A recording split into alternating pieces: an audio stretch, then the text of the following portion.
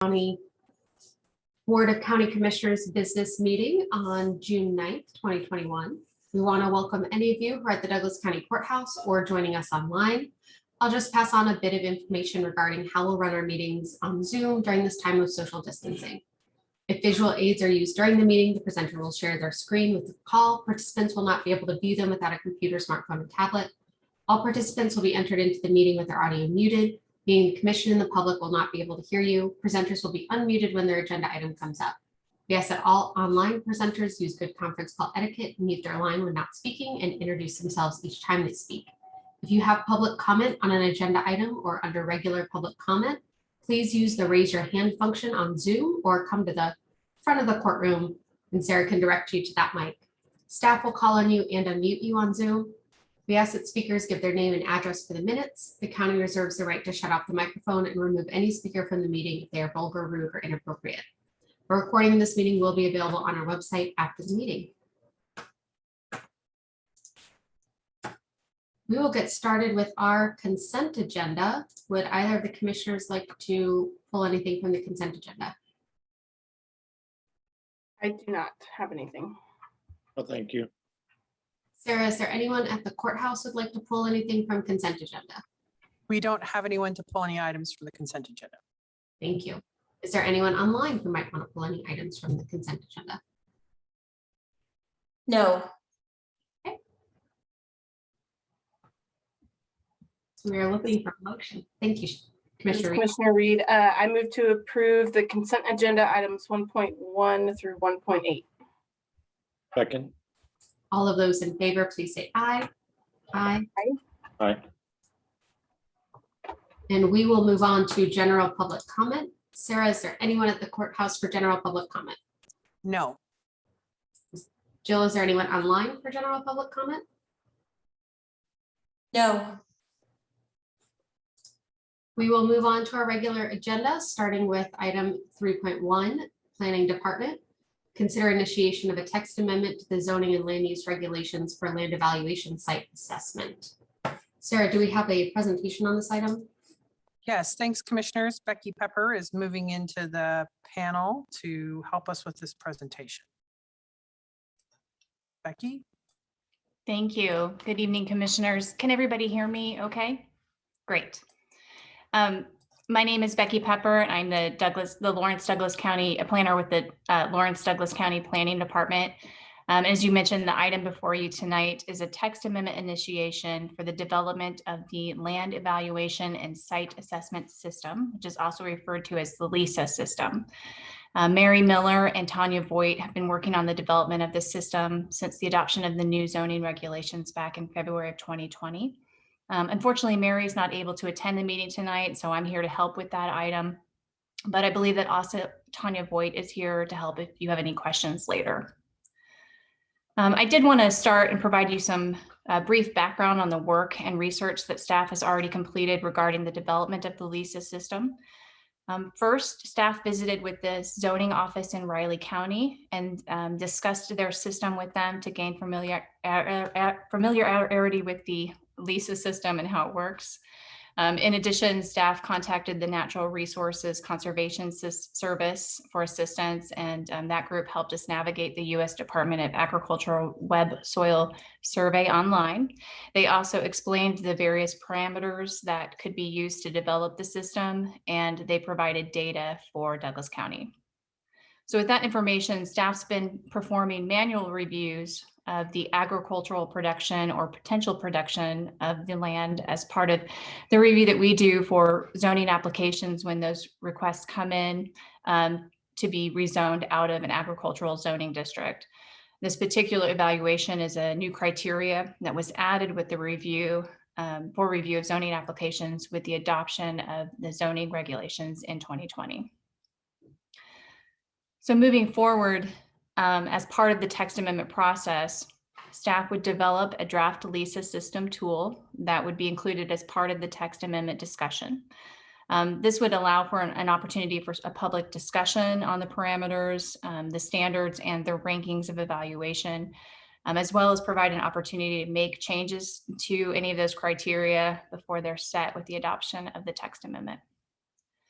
The text amendment would also set the LISA tool as the tool that's used to evaluate and rank the productivity or potential productivity of agricultural land by adding that specific language into the zoning regulations.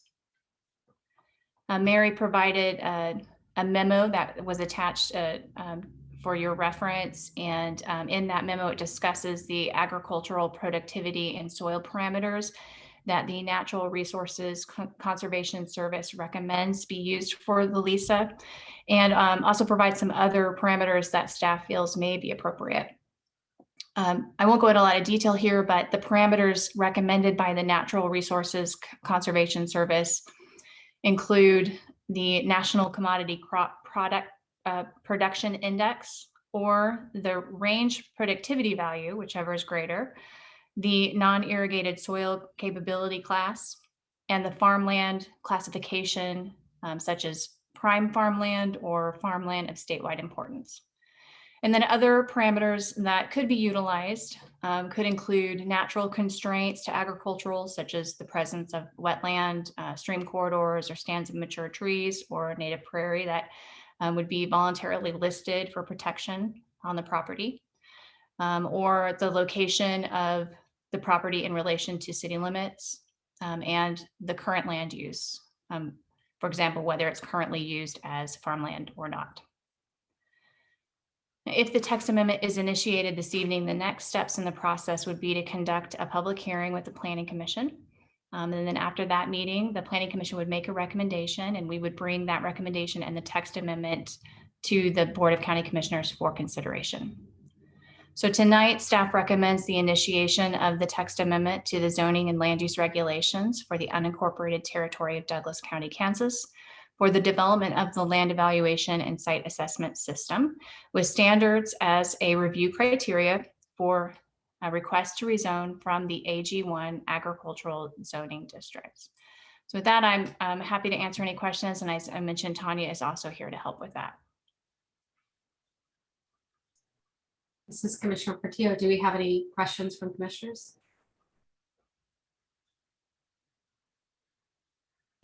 So Becky, if Commissioner Kelly, if I understand correctly, this is just tonight, we're approving, we have the opportunity to approve the initiation of the text amendment. There's still a public process that will take place, including at the Planning Commission.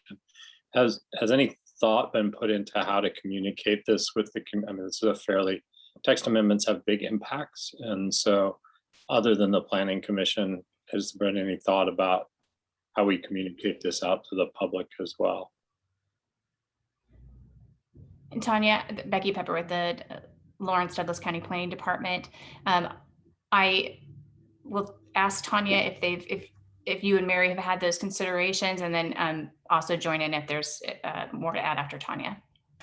Yeah, hi, Tanya Voight, Zoning Director. So I guess to start off with, when we started the zoning regulation process and we traveled around the county and met with people from the public, we were already discussing the LISA tool. So anyone who was coming to the meetings, was at any of the public meetings or the public assembly meetings, is familiar with the wording of LISA, what kind of components and factors and criteria we wanted, our goal, what the goal was, what type of criteria we wanted to use to create the LISA tool. I think what we should do is to get the word out a little bit more. We should probably post it on our website, both city and county. And then we've been using the LISA like as a learning tool right now. So today we had a realtor send us 5 different properties in the county that are going up for sale and asked us to run the LISA on them because they're curious. They're curious how it'll affect them, if a rezone would be possible, or if a recommendation of a rezone would be possible, or if staff would not,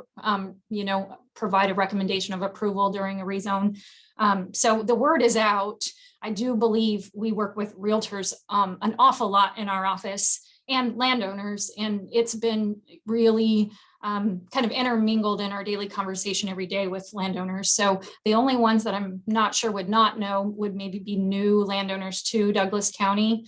And those we would just continue. We do have information that automatically goes out when we get an email from a property owner, and voicemail as well. We could be providing more information saying, hey, this is an up and coming text amendment change. We'd like to direct you to the website to review this land evaluation tool, because we've created criteria, but that criteria can change if the public really feels like we need to put more weight on a certain factor and less weight on another. We're really open to that conversation and would really like a lot of public input.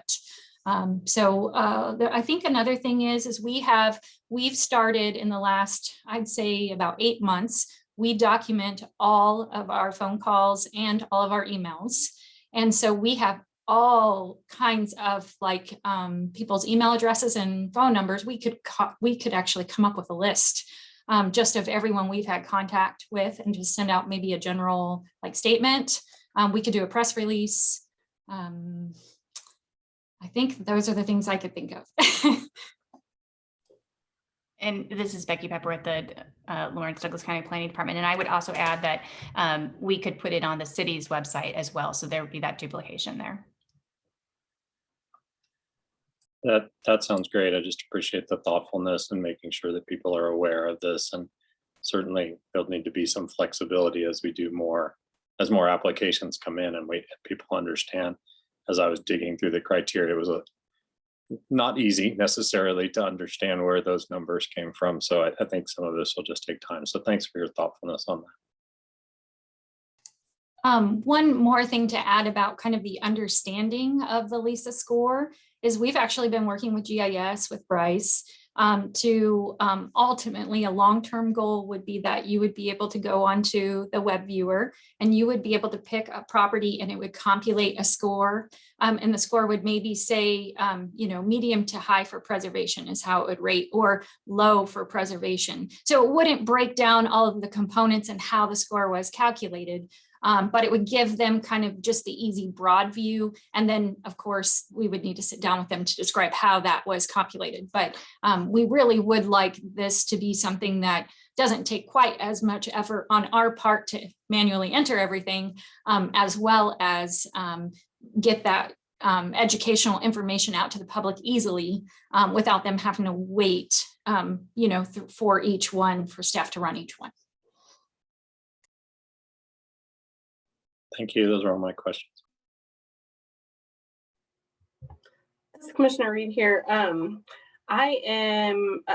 curious in your conversations with Riley County staff, especially if you all had any kind of discussions or touched on common concerns or maybe like stumbling blocks or parts of the process that, I don't know, that there were some lessons learned from.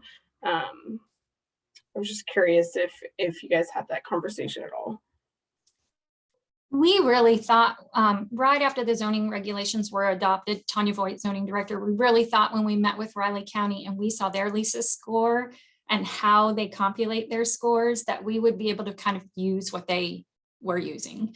And then we realized really how different each county really is from one another. So Riley County is extremely different in the way they weight their criteria, because in Riley County, because of the Flint Hills, larger lots, larger acreage ownership, and kind of in that effort to preserve large acreage, you are actually required to, when you want to build a house in Riley County, you have to be prove that you are an agricultural producer of some sort, that you are a farmer. You cannot build in the county unless you provide proof that you are a farming person. And I think there are several components of that, whether you're a beekeeper, a cattle rancher, or what you are, you have to show that you are actively engaged in agriculture, or that you're going to show your business plan to prove that you are. And so not anyone can build a house in Riley County, which is a lot different than here. So another kind of component that they had was looking at the neighboring area. And if the neighboring area was highly developed, then typically when you look at zoning applications, then you say, well, there's already development there, so let's continue the development there. But really in Douglas County, it's much different, because Douglas County is very developed. has a large number of parcels.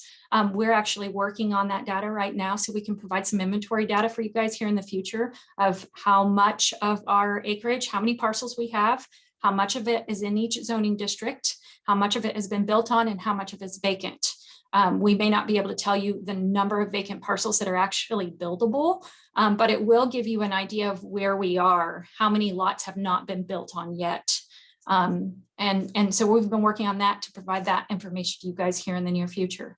But Riley County, really, their criteria and factors were so different than ours. I feel like we just learned a lot in the process of realizing, how unique Douglas County is, and how do we, can keep that uniqueness, but also start factoring agricultural preservation, because Riley County has been doing agricultural preservation for a long, long time. This is very new to Douglas County.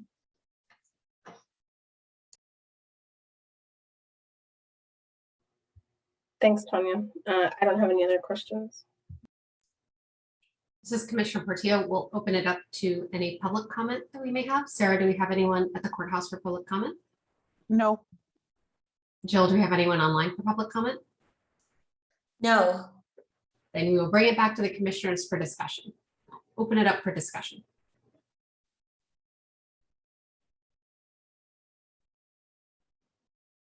I don't have any discussion, really, just appreciate all the work that's gone into putting this together and being coming up with a way for the public to sort of understand how, maybe give a little more guidance on our decision making. So sounds like, Tanya, maybe in time with GIS, you won't need commissioners and planning commissioners anymore. You'll just give them a score and they can figure out whether we'll let them develop or not.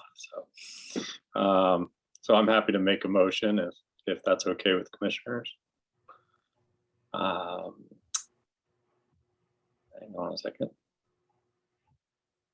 So, I'm sorry, I have the wrong agenda all of a sudden. There it is, never mind. I'm going to make a motion to initiate a text amendment to the zoning and land use regulations for the upcoming unincorporated territory of Douglas County, Kansas, to establish a land evaluation site assessment or LISA system and standards as part of the review criteria for rezoning request from the AG1 agricultural zoning district. Second. All of those in favor, please say aye. Aye. Aye. Thank you both for that presentation and all of the information. We will move on to agenda item 3.2, also from the planning department. Consider rezoning Z21-00097, 25 acres at 981 East 1549 Road from AG1 and AG2 to CP. Lisa, do we have, or Sarah, do we have a presentation? Commissioners, we have a request from the applicant to defer this item to the June 30th agenda. Since we'd already published the agenda, I wanted to leave it on here and have a formal action from the commission to, I don't know that I need you to vote to defer it since it's being voluntarily taken in that direction, but I just wanted, for transparency with the public, if anybody was listening, that was a request from the applicant to move it to the 30th.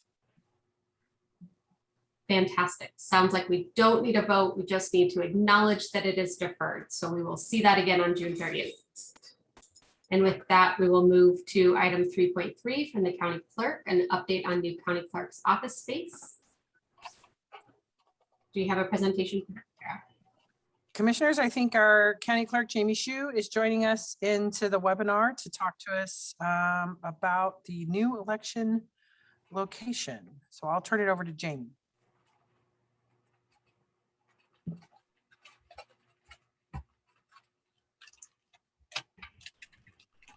It helps if I turn things on. All right, can everybody hear me? Commissioners, Sarah asked if I would just take a little bit to kind of bring you up to speed on where we are with the new election space.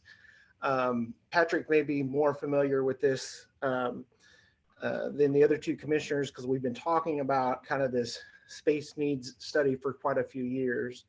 I presented you with a memo. I won't read the memo for you. I just want to touch on some things.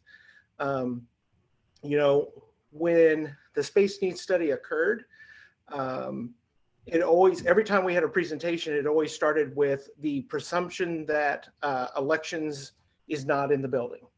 And that was always a discussion of where are we going?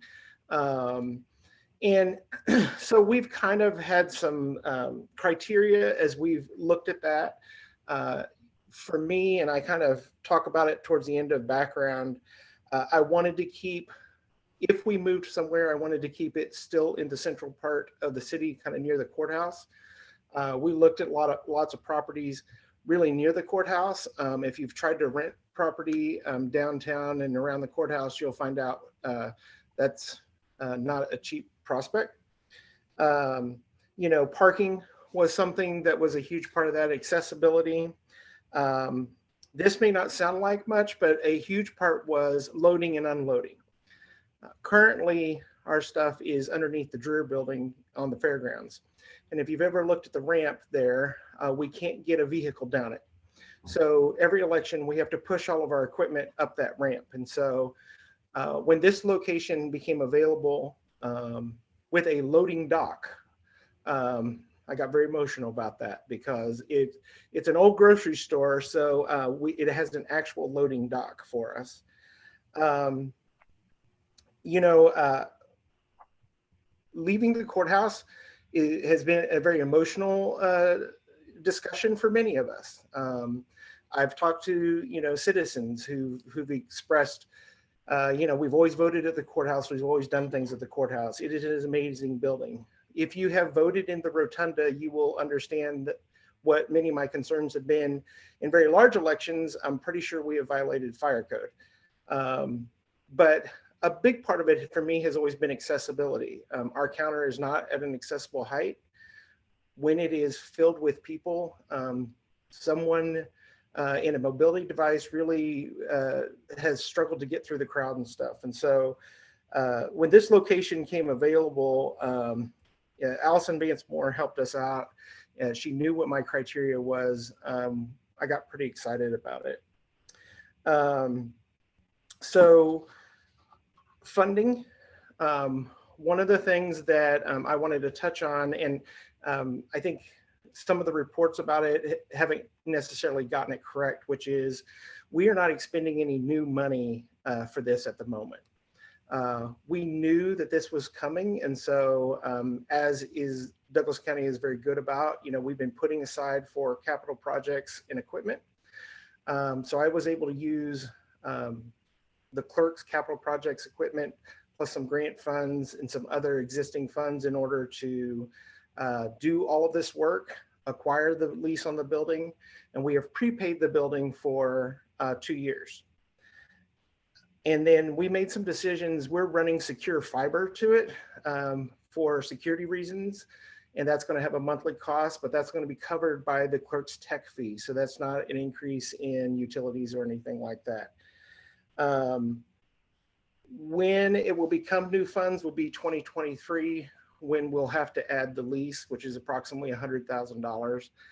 Sarah and I have already looked at it. We think that there's some spots within the clerk's budget where we can kind of add that and not have that be a large increase to county operations. Probably one of the biggest things that we have always talked about by moving elections is staffing. The clerk's office, by its size, all the people that run elections also do a whole bunch of other things. We don't have a lot of staff. We cover a lot of ground with the staff. And so we've always kind of talked about what happens if we were to pull some of that staff out, what functions move, what functions stay. AP and payroll, it makes sense that they stay in the courthouse near administration. Real estate makes sense that it stays near the appraiser and the register of deeds. Some of the functions are going to go with the staff that do them already. The one conversation that's kind of been out there, and it's in this year's budget discussion, which is the addition of a staff member who could not only help AP payroll, but would help us keep some sort of presence with a window. The clerk's office window often is where people come to us if they are lost, trying to find their way to district court, the treasurer's office, all kinds of places. And, Sarah and I have had this conversation about whether having that window open is necessary. And I think we both agree there needs to be some sort of kind of wayfinding in the courthouse, and whether that's with the clerk's office or what that looks like. I think that's a conversation as we kind of move forward. But at this time, my hope is that we can keep a window presence for a number of things. So I talked about the space a little bit, kind of described. I'm really excited about what we've done with it. First of all, Jay Zimmershed has been a tremendous help with this. We went over to Shawnee County and looked at their elections office. We looked at elections offices from friends of mine across the country, and we were able to design something that I think is a really cool space. And where elections is really difficult is, the presidential governor's election only happens every 2 and 4 years. Those are the big ones. For the most part, the smaller elections, we don't have as many staff that kind of temp staff that work there and stuff. So we were able to build it with a lot of flexibility. The most exciting part for me is the new lobby space. We double the space that we have. We are putting in an ADA height counter. It is a grade level entry. There are no steps. Because it's an old grocery store, I don't know if you've been to Epic. It has doors that automatically open, and the light that comes in through those windows is tremendous. On really cloudy days, it is difficult. We try to put up lights so people can see their ballot. That has always been a complaint. I'm really excited about the lighting. So the other thing that I'm really excited about is we've added it, and I believe a map was in there. I really wanted to put in a community room. One of the things I think the county doesn't really have that we can offer is meeting space, and space where like the League of Women Voters can hold meetings, groups can hold meetings. Also, the county could do open enrollment there. I mean, and I wanted that to be a flex space. But a big goal for my office has always been educational programming that we haven't been able to do. And I'm already working on kind of what I would call like Democracy City, where school groups could come in and we could really kind of run for office and vote and do all kinds of really cool stuff. And we've never really been able to do that. So, and then that will allow us to do training. We've never had training space, so we always rented a hotel ballroom to do that. So I won't have to do that anymore. I talk a little bit about security. This is going to have pretty extensive security, both visual, alarmed, restricted access, key card access. Tabulation has usually occurred in the commission chambers where Sarah is right now, because to me that transparency was really important. But we locked it up every night, but it's not where we had like visual security on it.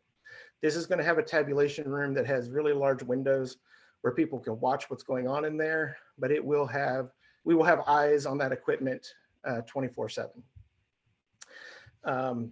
The really cool thing for us also is we're going to combine operations. Right now, the warehouse is at the fairgrounds. We're at the courthouse.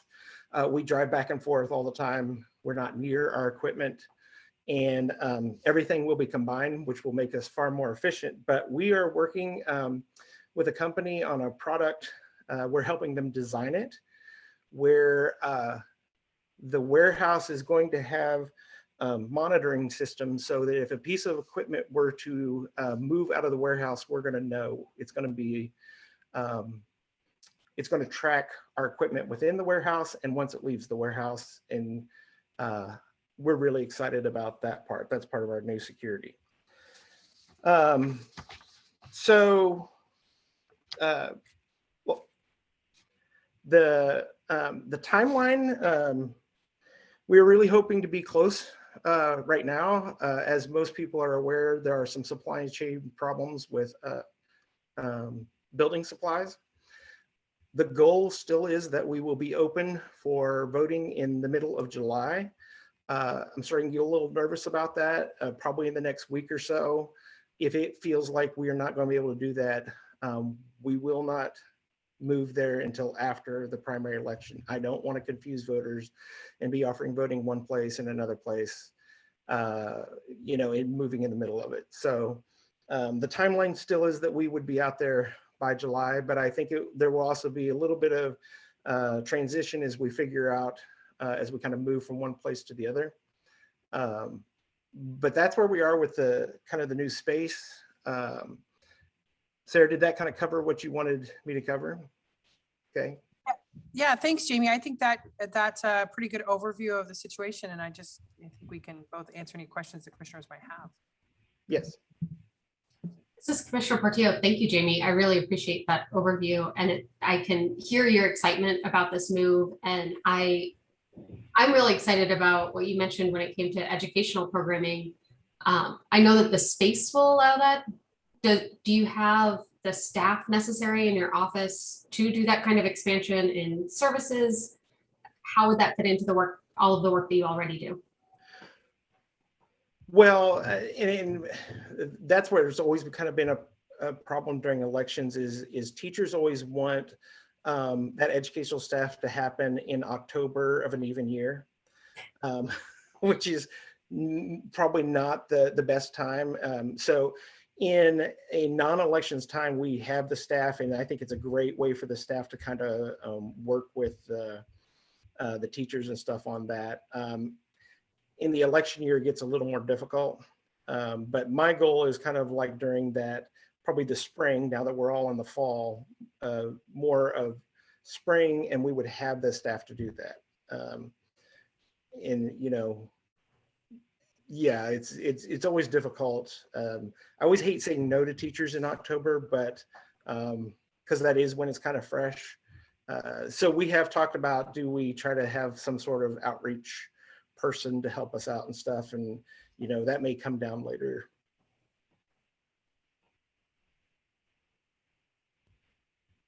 That was my one big question, so I'll open it up to commissioners for additional questions. This is Commissioner Reed here. Yeah, your excitement has me even more excited too. So thanks for all those details. It sounds like a really, really thoughtful plan, and I appreciate that, and how just all of the details of it. And I'm excited because I think you may have answered my question, but just to confirm, you're keeping the sliding glass doors, like the entryway as it is? Yes. The automatic doors? Cool. Yes. So my mom used to work there when it was the Family Dollar, I think it was once upon a time. And I don't remember what the grocery store before it was called that over there. But anyway, I used to roller skate there a lot to go see my mom or be at work with my mom. And you could roller skate around that store. And I didn't get in trouble since my mom worked there. So yeah. One of the things I was really excited about those doors is the way they're set up, they would allow us during voting time to kind of have an entrance and exit, because the doors go this way and the doors go this way. And we mapped it out. There's actually a door a little farther down for the community room that in really large elections, we could do entrance in there, vote, and go out the other way, and you don't have cross traffic. So the doors were actually a selling point for me. Very cool. Well, they were my favorite because it was a no touch entry and exit. Thanks for sharing all the details and for all your thoughtful work. I'm hopeful we'll see this year's elections over there. Jamie, I'm happy to hear that there'll be some presence still at the courthouse. I think there are those. One of my questions, you mentioned visiting Shawnee County. Is their election office still in their courthouse, or has it moved out of their courthouse? No, their election office, of course, Shawnee County has an election commissioner. There, it's near an old mall kind of on the southern part of Topeka, and they were kind of in a strip mall before that. So it's been quite a few decades it has not been. Johnson and Wyandotte also are not in their courthouse. Sedgwick is in their courthouse right now, but I know that they're looking for a facility to kind of combine warehouse and kind of combine operations. Yeah, so I think that's important for the public to hear, is that this is sort of a trend that's happening, and I think that's important. Go ahead, Jamie, you look like you're about to say something. No, but you're right. It's what a lot of have kind of moved to. And then you have mentioned, we've talked about this a lot in our, the downtown plan, the master plan around the courthouse and the JLE and 1242. And I thought, Sarah, it might just be helpful to sort of talk a little bit about that space. And I see Jay may be able to jump into and just talk about, what the plan is for that space and why that was considered as not an option for this. Thanks, Commissioner Kelly. Yes, so as Jamie mentioned, the county did a space needs study several years back, and then that evolved into a strategic a downtown master plan. Around that time was when the new Public Works facility was built, and the Public Works administrative offices at 1242 Massachusetts relocated to the other facility. The county has been through a number of conversations about what 1242 Massachusetts should be used for and what it's appropriate for. It was discussed in this context of more space is needed inside the old historic courthouse. However, in terms of its feasibility or usability for elections, the parking is really not great. It does not have substantial parking. It does not have the ease of loading and access that Jamie spoke about, which is so important for programming of voting machines and that whole work. Plus, I think early on, it just became clear to us that it was not an ideal location for elections, particularly. The building itself has additional considerations that we're going to take into account as we look at our downtown master plan. I definitely think there is a place for our use of that space in that master plan. It just became clear through that evaluation it was not a good fit for elections because of the factors involving parking and accessibility that site's just always going to struggle with. Is that, Jamie, is that kind of a fair representation of that conversation? Yeah, we really did look at it. And did you ask about JLE also, or was it? Not really. I think JLE has a lot of demands on it as is. I think it's just elections, and the county clerk's office has always been part of that master plan. And so right. Just wanted to make sure we thought that through. Yes, we spent quite a bit of time actually seeing what was feasible. And I know we worked with Jay on that. The loading dock part of it was something, bringing in U-Hauls and stuff into that space and not really disturbing that neighborhood too much when we're loading at 6 o'clock in the morning was a discussion. And then parking, parking is a huge part in really big elections. So that was a huge part of that discussion. I think part of that was a larger discussion of is that space more fitted for like the other clerks operations and stuff, like probably not as much public traffic, more office building type. And to be honest with you, part of it was timing. When this space became available, it met all of my criteria. The church would be a few years out with asbestos mitigation and so forth.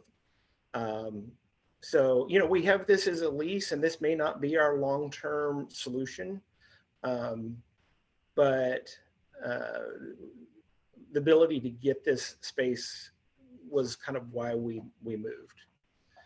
And I'll be honest, 2020 showed us that I really don't want to do 2022 in the courthouse. We used that South Iowa location, and it was great.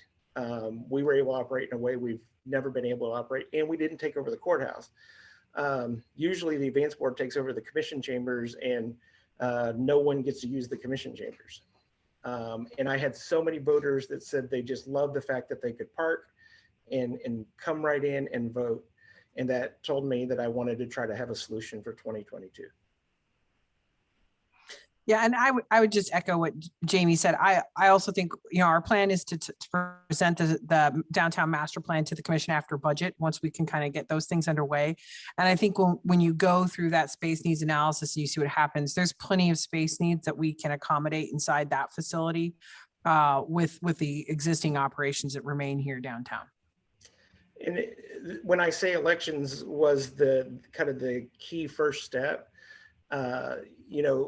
AP and payroll will move down to first floor, which is going to open up space on the second floor. And when we've talked about the master plan, part of it is when you're doing construction, where do other offices go and stuff. And so it was always, if we could kind of move that large chunk out of the courthouse, it frees us up as we kind of move offices around. So it was kind of like just opening up that space. Thanks. I appreciate all the time spent considering options, and I'm excited for you, Jamie. I think this is really great. I think your work, not only in elections, but all the work you do is really exceptional, and you really always keep the public in mind and how more people can access the services that you provide. And I just appreciate the thoughtful approach on this. So thanks for that. And I know it will take a little while with the public. I mean, we're going to do some mailers and stuff, but people are used to coming there and voting. And so I'm kind of glad we're doing it now with kind of the city school elections, but instead of doing it with 2022 to kind of get people engaged with the new space.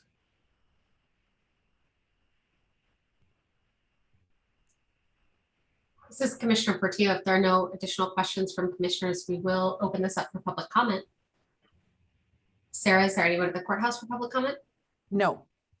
Jill, is there anyone online for public comment? No. Well, thank you very much, Jamie. We really appreciate the presentation, all the information, and I know I will do as much as I can to help spread the word, particularly about voting location moving once we know for sure that that's happening. So, yes, thank you very much, commissioners. we will move on to item 3.4, contribution to community 4th of July fireworks display. Sarah, do we have a presentation on this?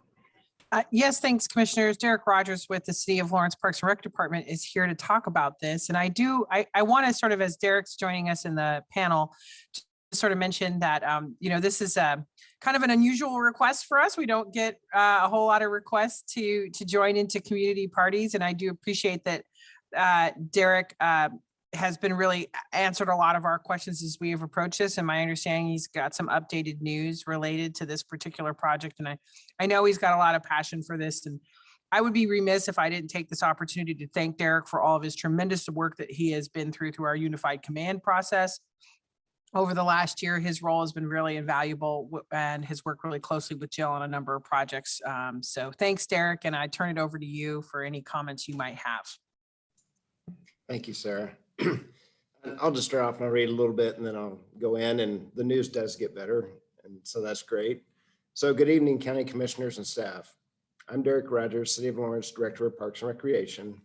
Our department, as part of the City of Lawrence, as a coordinator for the first post-COVID city celebration for July 4th, we are asking that Douglas County consider to also join us as a co-sponsor of the community event with our Unified Command community partners through matching support of an equal share of expenses, which should not exceed $4,000. That's where it gets good.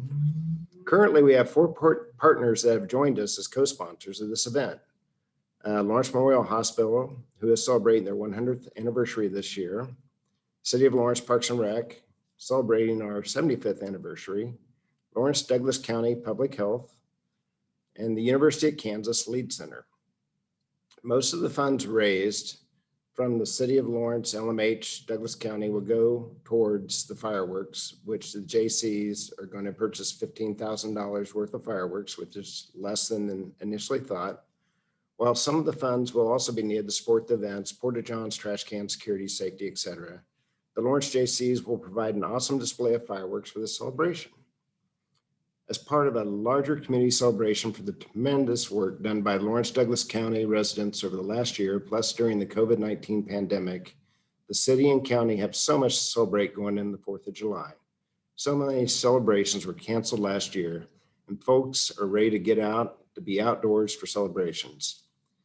This year's fireworks celebration will be different from many of the previous years to include those years when fireworks were displayed from the KU football stadium.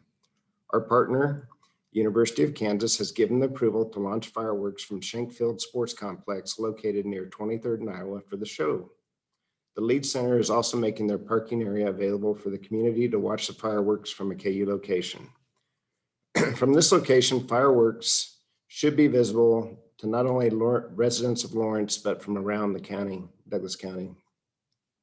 We think this is a great opportunity for the community and visitors to gather safely outdoors for an exciting event. This could be another example of continued cooperation between the city of Lawrence and Douglas County for COVID mitigation and reopening activities, continuing to produce good fruits from the labor of all. Thank you for your consideration, and I'm open for questions. This is Commissioner Portillo. Thank you, Derek. So it sounds like the update from the materials that we had is that there's another sponsor. So we're actually being asked for less money and more collaboration with our Unified Command partners. Is that right? Absolutely. So if we have 5 partners, the fireworks piece is $3,000. I'll have some incidentals, but at this point, I'm not expecting the cost to be that much higher. Fantastic. This does sound like a wonderful way to celebrate all of the work that the community put in around COVID and have an outdoor celebration. That was the only question that I had. I'll open it to questions from fellow commissioners.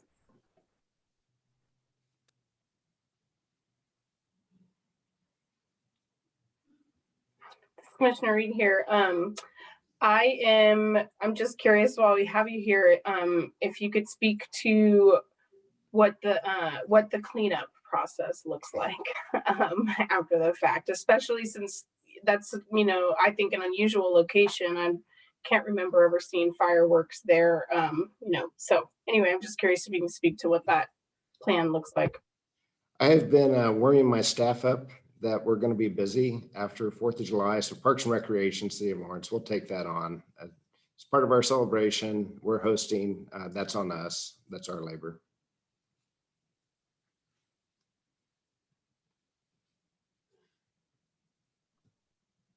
Derek, this is Commissioner Kelly. I think there are lots of benefits that have come out of Unified Command, and we're starting to see more and more of them.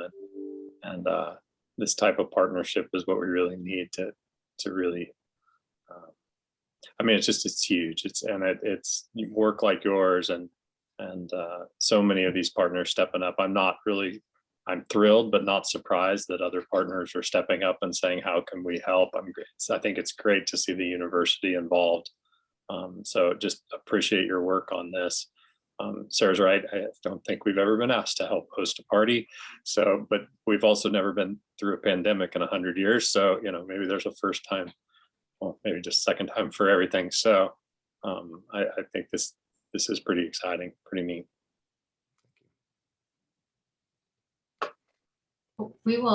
This is Commissioner Portillo. We will open this up for public comment. Sarah, has anyone joined you in the courthouse for public comment? No. Jill, is there anyone online for public comment? Nope. Derek gets off easy. Oh, we will bring it back for discussion from commissioners and to consider a motion. Any discussion? I'm happy to go ahead and make the motion. It's okay with commissioners. I move to approve a one-time request for $4,000. Is that right? What I heard, Derek? Okay. Up to 4,000. Up to 4,000. Okay, up to $4,000 to the Lawrence JCs to support a community 4th of July fireworks display with Unified Command Partner Agency. All of those in favor, please say aye. Aye. Aye. Thank you very much, Derek. We're excited to be included in the celebration. Thank you. I appreciate all your support and fantastic community partners. And like has been said by many, it's brought a lot of us together that we probably needed to get together like this for a long time. Thank you. We will now move on to appointments. And I know that Sarah sent us one at the top of our emails. So, oh, and now it's not opening for me. I'm happy to, this is a good friend of mine, so I'm Okay. happy to speak on behalf of Bob Newton. Bob has had this role for a long time in our community, and he's done really a fantastic job. So happy to recommend Bob Newton for the Douglas County Emergency Management Board. I'll second that motion. All of those in favor, please say aye. Aye. Aye. Fantastic. Do we have any additional appointments for this evening? I'm not sure we're quite ready to move on anything else. Are we yet? I know we've got a couple others that we're working on. Yeah, I just a little bit of an update on our planning commission. I think you should be receiving some communication. We were trying to think of the best way to do this. And so I think you should receive some communication from a potential nominee, I guess is the way we'd put it, recommendation for you to consider. And then hopefully once you have that, if you have any questions, you can follow up with Sarah, and then we can talk about it at our next meeting. I think by our next meeting, we should be ready to go. So That'd be my hope as well. Sounds good. I know we're still short on a food policy council one as well, right? Yes, an ag producer. Yeah. And I have someone in mind for that. I need to contact them. I will do that. So yeah. Thanks for your extra time spent on talking about with planning commissioners, Kelly. Well, that will open it up to miscellaneous. Sarah, do you have any miscellaneous for us? Thanks, commissioners. I was able to get a memo in your packet today with a number of reports, just some updating reports from Watkins and the Registry of Deeds, as well as some others. So those are in there. I do want to point out that we have a work session next week on this kind of part 2 of our conversations about mobile integrated access team. And our plan is to be in. So I've had conversations with commissioners and IT staff. For those of you paying attention here, you may have noticed that we've been trying to put some different technological improvements in place related to these meetings. I'm now using the microphone system in the commission chambers, and so that audio visual part is being broadcast here as a way to test out the commissioners coming back into the courthouse for what I would call a hybrid in-person and Zoom meeting.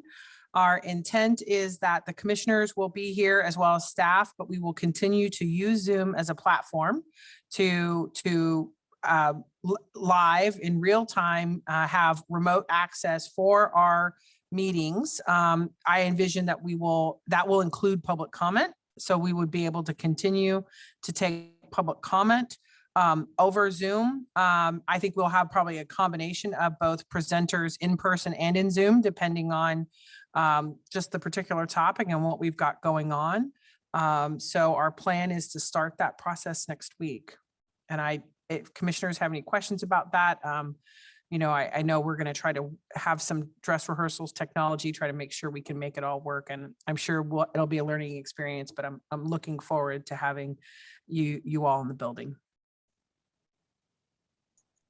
This is Commissioner Portillo. I really appreciate you continuing the use of Zoom so that the public can continue to be remote if they'd like to and still participate in real time. That makes a huge difference, especially for folks who may not have access to childcare or may not be able to travel the distance to get to the courthouse. So I'm excited to be there in person, but also very excited that folks will be able to stay remote if they'd like.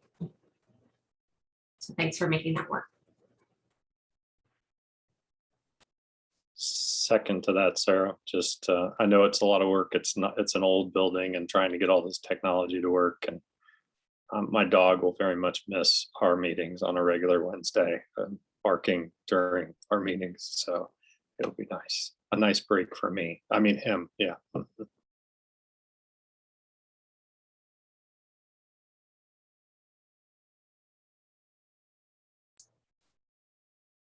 This is Commissioner Portillo. I guess as far as miscellaneous, we had a really great CJCC meeting yesterday where we The city joined us, Craig Owens and Brandon McGuire, to talk about the City Gate report. So we had a really great conversation around the City Gate report.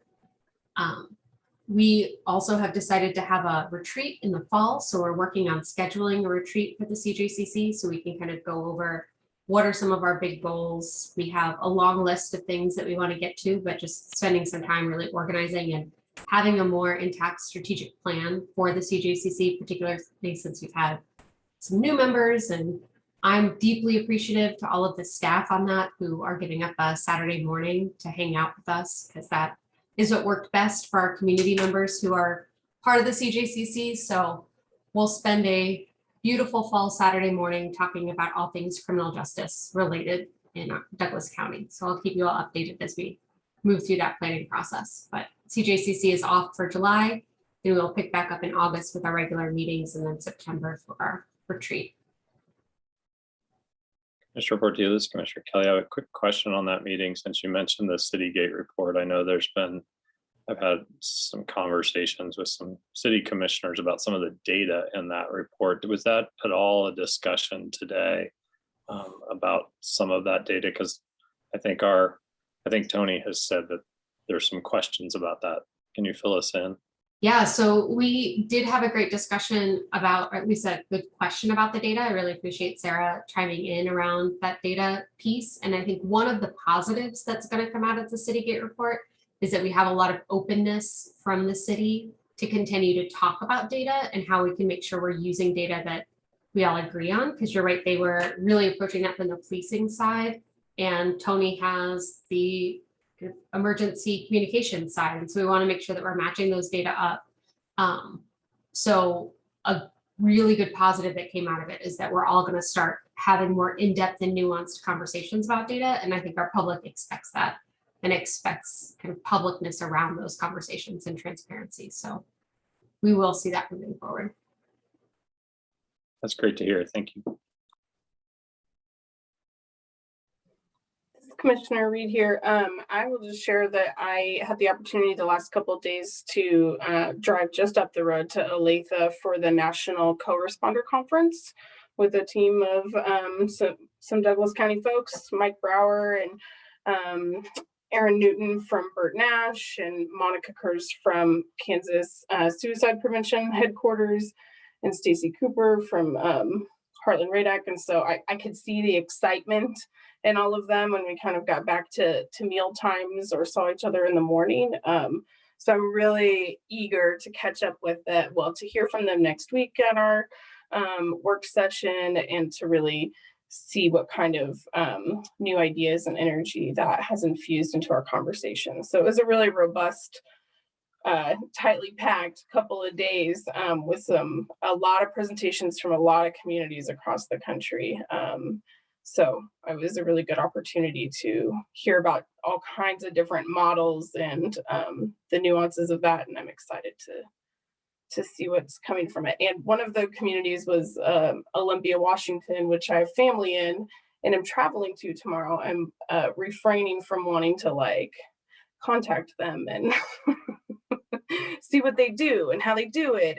But maybe at a future trip, we'll get to do some sort of ride along shadowing and see kind of how their community functions, because it's a unique model.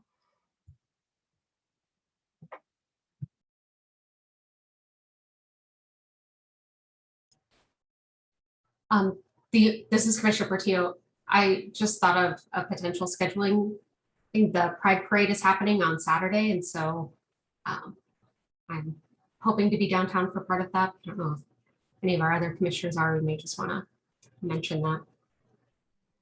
I will be out of town for it, but please celebrate for me also, Commissioner. I'll celebrate extra loud with extra rainbows. Thank you. And then the following weekend, there's the Juneteenth celebration that will be happening in Watson Park. Yes, I'll notice the Juneteenth celebration, and unless let me know. It sounds like won't have two commissioners at Pride necessarily. Oh, I'll be there. It's a parade. Yeah. So yeah. Okay. Great. We'll notice both. Oh, thanks.